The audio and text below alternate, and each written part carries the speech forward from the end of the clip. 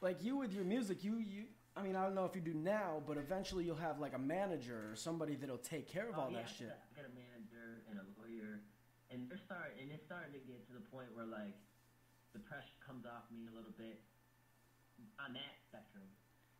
Like my lawyer, Matthew Van Ryn, is phenomenal. Like he's always looking out for me. Just like not even on a music aspect, like on a personal life aspect. You know, making sure that I'm good. You know, making sure that my head's strong. And when I write a new song, he's always like, all right. He's always there. He critiques the shit out of me. He's brutally honest. He's like, I like every line in your song except for that one. I'm like, one line you might not like a little bit, but you know what? I respect that. Right. I respect that because there's like I feel like when I'm at with my music, like I can't go any further without having a professional team from like Sony or Arista, Columbia, sitting down and going, all right, we're gonna micromanage this now. Right. You know what I'm saying? Because I guarantee you, there's not an artist out right now that writes as much as I do of their own material and have people have a positive response to it. I write all my own shit. There is no other people that are influencing my music. And I wouldn't doubt that at all, because I mean, I remember like last week alone, it was either last week or the week before that, you were dropping like 1 to 2 tracks a day. Like you get a hold of me and you'd be like, new track. I was like, dude, I already listened to it. You're like, no, it's a new one. And I was like, you just dropped one like an hour and a half ago. Like what the fuck are you doing right now? Yo, like, all right, like I'm gonna be honest. That week was horrible for me. Like not with music, but like just like my own shit going on in my life. Like it all like was like rock bottom. You know what I'm saying? Like I had hit all time. You know what I'm saying? And then I wrote that Rest in Peace shit. Yeah, that was a sick song. Yo, like those real emotions that were going through my body at the time, my mind and my heart, like just crazy thoughts. Like I don't like. I feel like sometimes when I'm sitting down and I'm writing a song, like I really feel like just depressed as fuck until the song's done, and then I'm like, oh yes, you know what I'm saying, completed. I mean, honestly, like, you know, I've been getting into my YouTube thing. Like, this is gonna go on YouTube, and like, I've been doing my YouTube thing, and I find that YouTube is like an excellent outlet for, right, absolutely. And it's just like what you were talking about with music. You know, you say that you could feel depressed, and then once that song's done, once you've let that out, like you're good. I mean, I talk about some shit that a lot of people will be like, that's no big deal. But if you let something, like, if something irritates you, and you could just say anything about it, and once you're done, you're like, yeah, I feel like $1 million now. Yeah, I think there was one video you did that shit had me laughing, dude. Like, he had a part 2 to it. Oh, part 1 and there's a part 2. The grimy family, man. Yeah, that is. That was real life, man. That was real life fucking events, dude. I know, just the way you was describing it, like some of the shit was just hilarious. So. I mean, the way I see it though is like, there's no point in getting upset and pissed off and like punching walls and shit. Like, make jokes about it, because even though I could make people laugh and I could joke about it, like everything I said was true, and that's what made them mad. Like that's what made them come back at me. Everyone likes truth, man. And especially when it comes out in that type of public. Yeah, and editing, people are gonna be like, man, this motherfucker. And a lot of people were like, how are you gonna talk like that about your dad and your brother? I was like, that's the only way. Sometimes that's the only way people listen, is if you call them out in a public forum. So other people, like random people, like now you got random people judging you, and you're like, damn. Yeah, it's always good to have, you know what I'm saying, people that are neutral to the situation, giving an opinion. Yeah. Some motherfuckers be way too opinionated for shit, but, you know what I mean? Obviously, it's always like, it's always good to hear what the rest of the world's got to think about an issue. Definitely. So we kind of got like the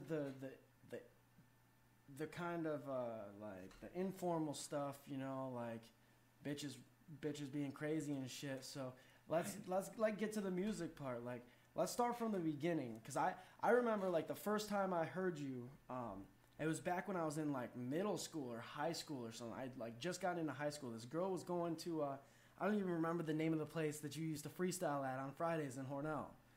Right, Spellbound. Yeah, Spellbound. And she brought this CD that had some of your old stuff, like that track. All that shit. Like I remember the first song I listened to, and I absolutely loved it. Like to this day, I wish I could find a copy of it.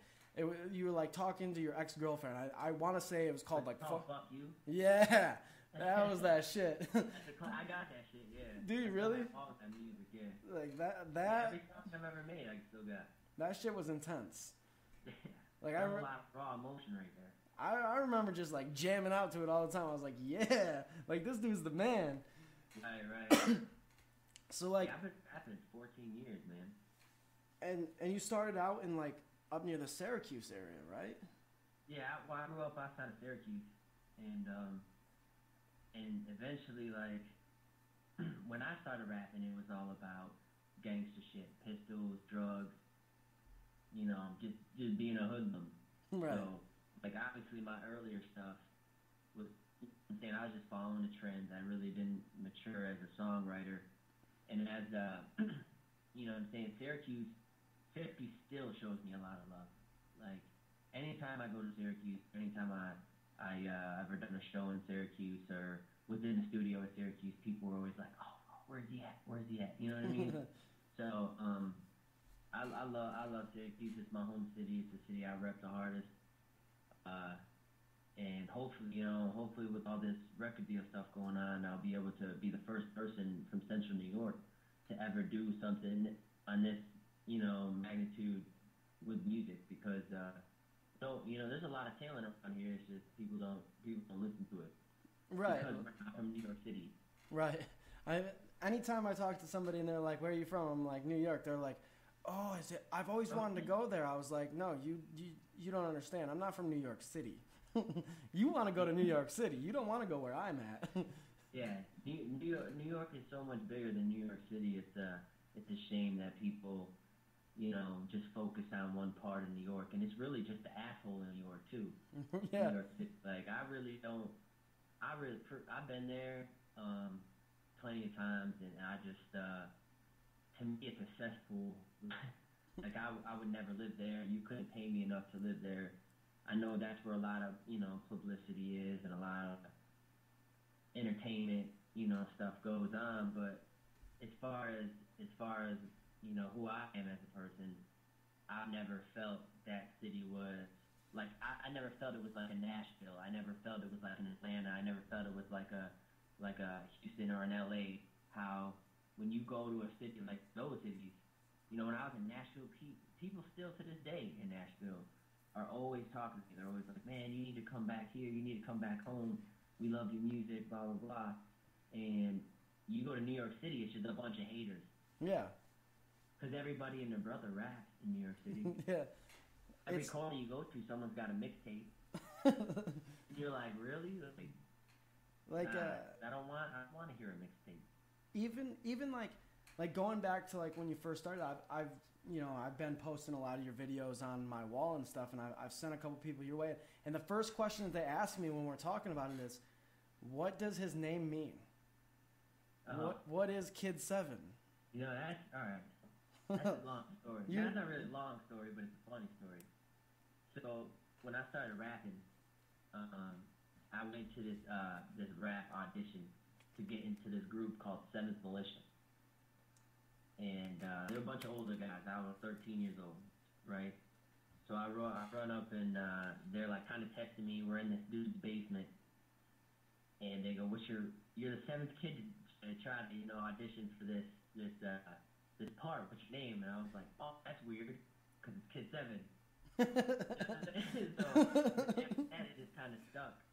And people ask me all the time, like, what does Pit 7 mean? And I'm like, I can't, you know, it doesn't really mean anything. It was just a name that happened off the spot. People, when they heard it, they were like, oh, that's cool. And then it just stuck. You know what I mean? Like, there's no real significance behind it.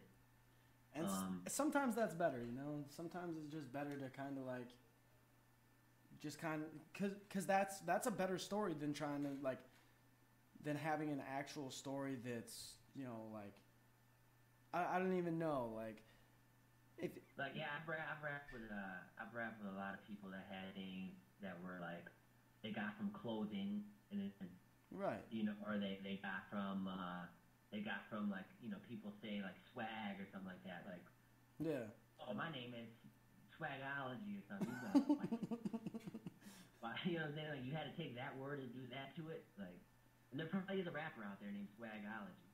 Now he's probably going to try to write a diss track on me. Like, I hate you. So, like, you went from doing the whole thing in you know, in the Syracuse area, and then I know that you did your thing in Hornell at Spellbounds, and you were pretty successful there. Like, when I first heard about you, I heard like you were just killing people. Like, nobody. When I used to battle, dude, and I still battle like here and there. When I used to battle rap, dude, it was dope. Cause I was such a cocky little asshole. You know what I mean? Like I remember anybody that said they rapped, it was instantly like get it, get 'em. You know, and that was my mentality when it came to any rappers, because like battling was so big at one point. It really was. That was really the way you were gonna get signed. And so it didn't matter. Like I remember I was down in Nashville, and I was at a huge like frat party, which was, you know, whatever, frat party's not really my thing, but I was there and there was like all these rappers there. Yo, I went down a line and ripped 7 dudes, just shredded them. And they were all like, who is this white dude? Why did he have to come here and ruin our moment of shine in front of everybody? But they're all like, I was a very hateful person. Like, you know, obviously my older music was very angry and very directed towards certain people. I wrote tons of diss tracks on people and battled anybody who thought they could rap. And I'm still like really competitive when it comes to if I meet another rapper and he's like, oh man, check out this, and I'll listen to it. And in my head, I just want to be like, oh my god, I'm about to fucking tear you to like that one kid. We won't even say a name, but that one kid that we were talking about. Yeah, and you know about that, I have a lot of people that rap that will approach me and be like, yo, will you critique my music? And that's fine. Like, if you want me to critique it, that's fine. But then when you have people that are trying to force feed their music to you because they know that you're doing stuff, right? It's kind of fucking annoying. Like, you know what I mean? Like, I don't have a team of rappers that I rap with. Right.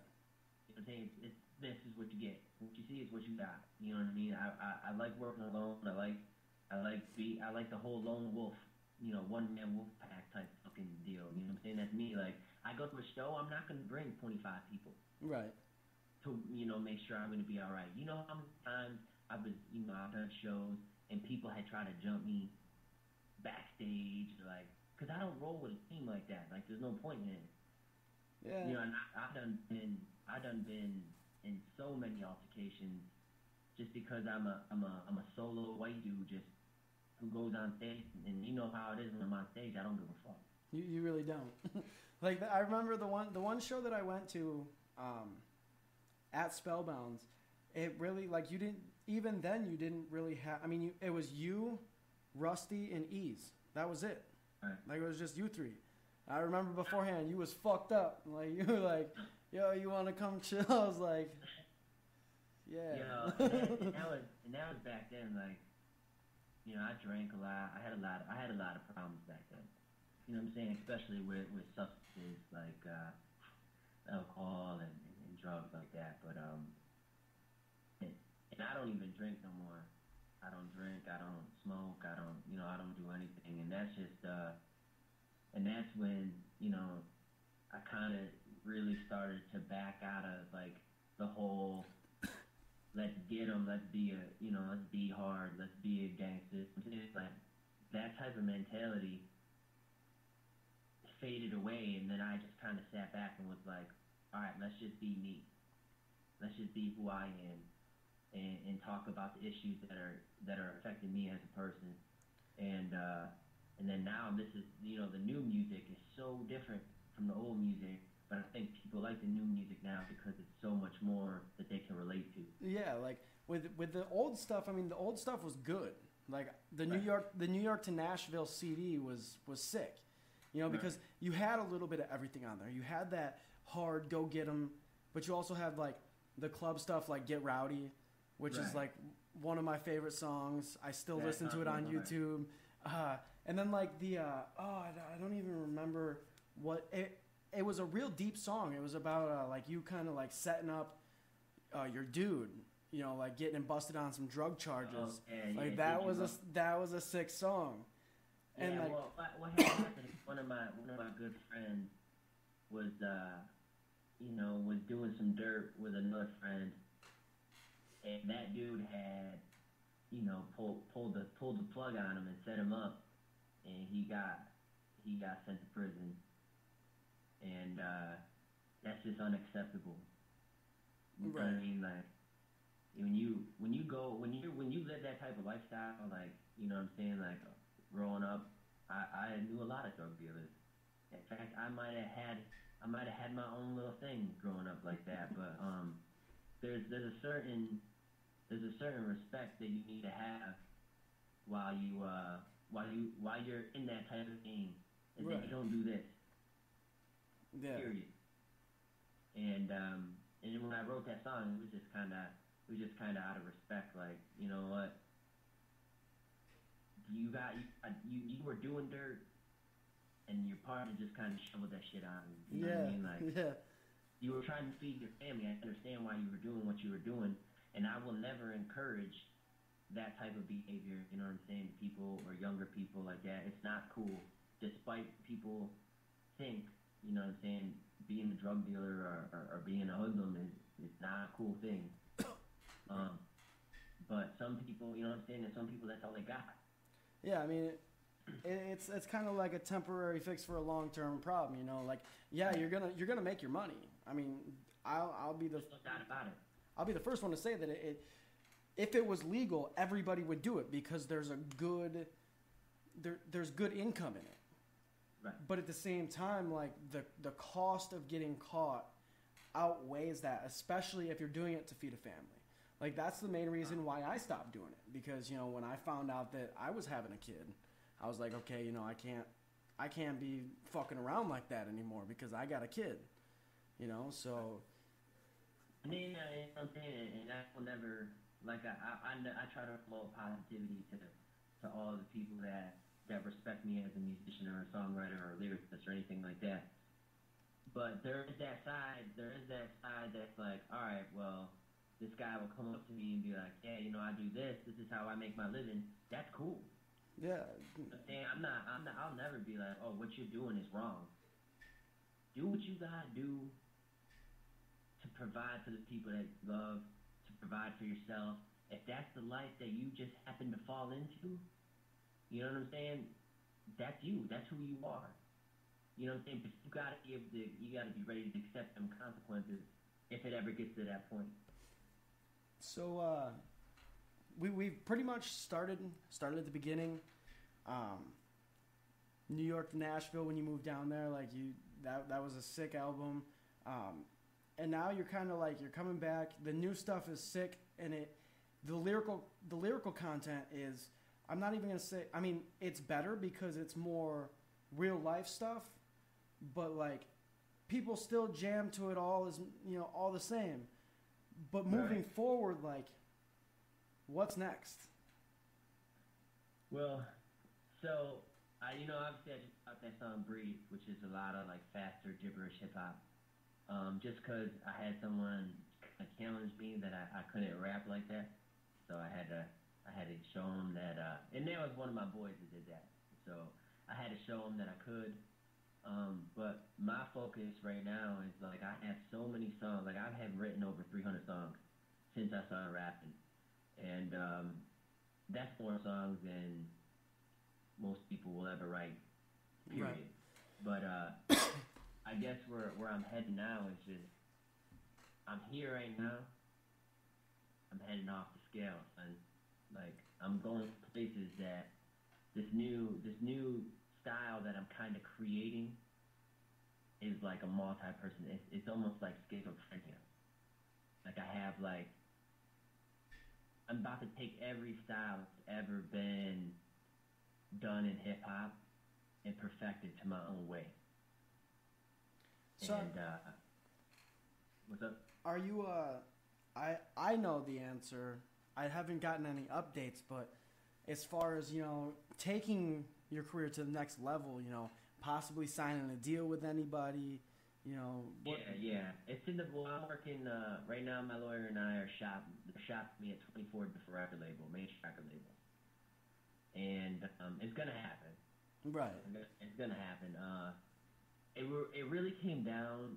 It really came down to a conversation I had with one of my best friends that's a girl, and she looked at me, and she had said, are you willing to give up all this stuff that you have here, as just, being a normal dude, being able to do what I want when I want, not having my son in this type of environment where there's cameras flashing, people are always in your business, and she goes, are you ready for that? And to be honest with you, absolutely. I'm 100% ready for that. Like, it was a question that had been dwelling in my mind for a long time, like, because I know the music's there. That's never been the issue. The issue is, are you ready for this type of responsibility? Because, a lot of, celebrity changes a person's life in so many different ways. They touch millions of lives. You know what I'm saying? I'm not even a celebrity per se, but my music has influenced people in so many different ways in so many different countries that if I do take the next step, I want to make sure that all of my decisions are going to be a positive thing to the world and to the youth. And that's really what I've been focusing on, is making sure that who I am as a person is not going to change, and how people perceive me is not going to change, but how people take in my music and how they react to it. That's the most important thing to me. So I want to be known as a positive dude. And I think one thing that you have going for you that a lot of other artists don't is that, like, so I've heard you come from Chris, rock, yeah, like from just butter shit. Yeah, like just fucking killing dudes, and then you went to like more like party, club stuff with New York and Nashville, and now you're where you're at now, which is like real life. And the thing is, like, you would think, because of what everybody's used to hearing nowadays, like, and I want to put him on blast, Mac Miller. His shit was dope, and now he's like getting noticed, and he's turning so commercial. And I met Mac Miller. He's a good dude. I met him down in Tennessee. To me, other rappers, I don't, I'm saying, like, here's where I draw the line on what I talk about now, is just because he's there. When I'm there, me and him can have a discussion on how I feel about his music, or J. Cole's music, or Drake's music, or, any of these rappers that are out now. But till I earn that stripe, right. Until I get that stripe right here, I respect. I'm not gonna, exploit my true thoughts on what I think of rappers like J. Cole, Mac Miller. That's fair enough. Fair enough. And that's only out of respect, just because they earned that stripe, and I'm still trying to get mine. Right. So, I think, is there anything else that you wanted to add here? Like, I'm gonna make sure that all of your links, as far as like your your fan page, your personal page, anything else out there, I'll get all that information from you, and I'll make sure that it's in the description link. Anything else you want to say? Basically, just thank you, obviously, you know what I'm saying, for taking time. I know you want to get into entertainment, real bad, so that's why, like, anytime I have a chance to work with you, I always, Yeah, man, definitely. I know on a personal level, you know what I'm saying, I just don't be doing interviews for everybody, but, right. Anybody that's out there that's listening to my music, that's enjoying my music and sharing my music, commenting on my music, you know what I'm saying, people like that will never be forgotten. People like that will always, hold a spot in my heart, because I love my fans, I love my friends that have stuck with me, you know what I'm saying. You've listened to me since high school, I'm 24 and you're still banging out my music, right. You know what I mean? Like, you know what I'm saying, like, I ain't got nothing but love for people like that. And all my people in Syracuse, Nashville, Virginia, LA, Texas, you know what I'm saying, Honduras, Trinidad, China, Japan, Spain, Germany. Big up to my producer in Germany. That dude is a beast, Chris DeMay. I always tag him in my videos. I've seen that. Yeah, he's the dude I work with now, like, solid, 100%. Like, just everyone who's showing me love, you know what I'm saying, I just like to show love back. You know what I'm saying? All right, definitely, man. So I want to thank you, because I know that I'm sure you got like 15 different songs that you're working on right now, because that's just how you get down. Yeah, I got like 3 or 4. Yeah, I'm trying to upload a new track right now. It's called Accept the Stone. But we know that that's going to take like a week to upload, because you got some whack internet. At least 36 days. My internet